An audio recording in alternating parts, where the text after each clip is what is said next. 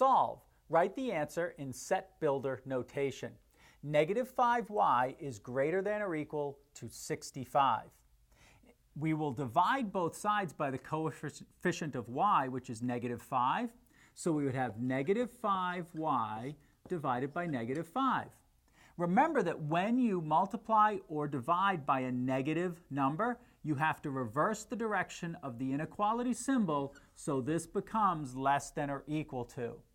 And of course, on the right-hand side, we're still dividing by the negative 5 there, so it's 65 divided by negative 5. On the left-hand side, of course, negative 5 divided by negative 5 is positive 1.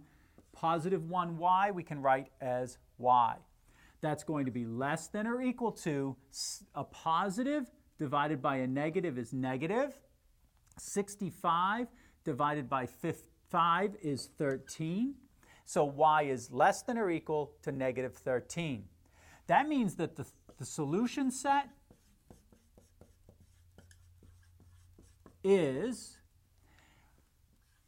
open brace y such that y is less than or equal to negative 13, and then close the brace.